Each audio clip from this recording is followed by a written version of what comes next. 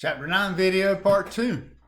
Let's look at a couple of different independent scenarios on a 90-day note. Keisha borrows $200,000 cash on November 1st, signing a 90-day 9% note, face value $200,000. Now, they're using the word face value, they're easing that word in on you. Oftentimes, for instance, let's say bonds, not just a 90-day note payable. The amount that's owed may be different. The amount up front maybe that we're dealing with may be different than the face value. So that's what they're saying. Sometimes we can buy and sell loans, and we'll buy and sell them more or less than the face value. They're starting to slip that in on you and introduce it as a concept. But for right now, they owe $200,000. That's what we're going to concentrate on. What date does this loan mature? Oh, sometimes this can be so difficult, but there are 30 days in November. So we don't want to count the first. So we'll take 30 minus 1 and we'll get 29. So 29, we'll put that down for November. And then December has 31 days. Okay? And what we want to do, let me do this. I'm looking at it and I don't like it. It's on two different pages. Oh, that's good. So let's do this.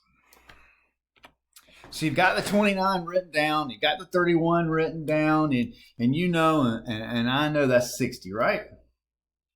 So 31 plus 29 is 60, right? Well, we need 30 more days. We need 30 more, 30, a number 30, to get to 90, right?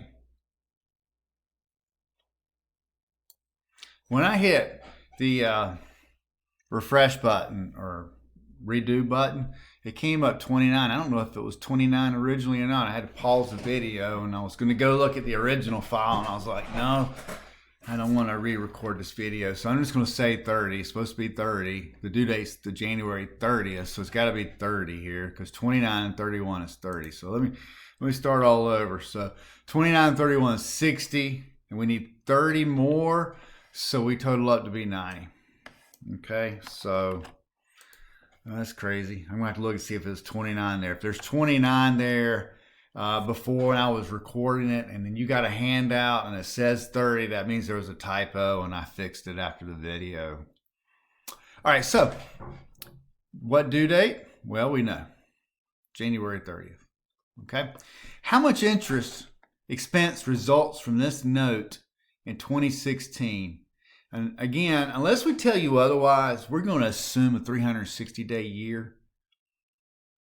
Doesn't matter. It could be 365, 360. I don't care. Just tell me what I need to do. And that's the number I'm going to have for the denominator, the number on the bottom, okay? I just need to know which it is. And you will too. You'll be told. Just like this. See? But unless we tell you otherwise, you go with 360, okay? Well, we've already got these typed, worked out. So it's 60 days. Would you all not agree between now and the end of the year? Between November 1st and the end of the year is 60 days, right? 29 and 31 is 60. So 200,000 times 9% times 60 over 360. And as a reminder, I'm going to do this one more time and I'm not going to do it anymore. I do this first. 60 times 360. That way, because whatever answer is in my calculator then, I'm good. I don't have to write it down or store it in my calculator memory. Then I take 0.09, or you could do 9%, just put 9 and hit the percent key on your calculator. And then I multiply it times 200,000. So my order of operations is I do this first. And my way of doing it. Your way is fine, whatever you choose. So that's $3,000 this year. Now we have another 30 days worth of interest for the next part of this loan in the following year. So 200,000 times 9% times 30 over 360 is 1,500. Of course, it's obvious. This is for 60 days. Half of 60 is 30, so half of 3,000 would be 1,500. So I think that makes a lot of sense. Okay, how are we doing on time? Good. So let's do the journal entries, okay? So the day that we make sure I'm doing this right. Okay, so we're going to do them for Keisha Company. Whoops. Yep, so we're going to do this for Keisha Company. Okay, so on November 1st, Keisha Company borrows $200,000 on a 90-day note payable. Debit cash, credit notes payable, both for $200,000. And then Keisha Company is going to accrue $3,000 in interest expense for the year end on December 31st. So debit interest expense, $3,000. Credit interest payable, $3,000. A month later, the 90 days is up. It's time to pay the loan off. This is the entry that Keisha Company will record. Debit interest expense, $1,500. Remember this right here, the interest for this year, $1,500. Interest payable, $3,000. That was the part of the interest expense we adjusted at the end of the year.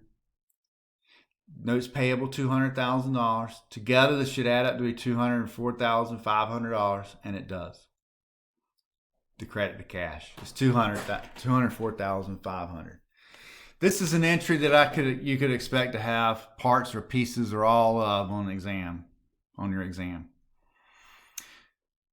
Last problem for this. Changing around a little bit, going back to unearned revenue. Ticket sales receives $5,000 cash in advance ticket sales for a 4-day tour of Bon Jovi. Record the advance ticket sales on October 31st and record the revenue earned for the first concert date of November 5th, assuming it represents 1/4 of advance ticket sales. So let's look at this a little bit further. So the Bon Jovi concert collected $5 million in advance ticket sales. Not ticket sales available at the door the day of the concert, but this is in advance, right? And it could be any of the 4 dates starting on November 5th.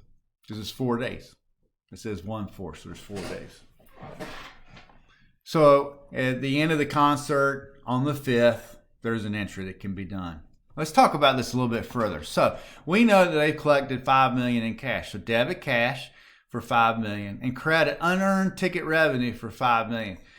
Now, y'all know just as well as I do, sometimes concerts get canceled. And until the concert's performed, we cannot record revenue because the service hasn't been performed. So we'll credit a liability account called unearned ticket revenue.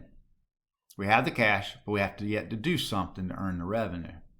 At the close of the concert on the 5th, debit unearned revenue, $1,250,000, and then credit ticket revenue for the same amount. So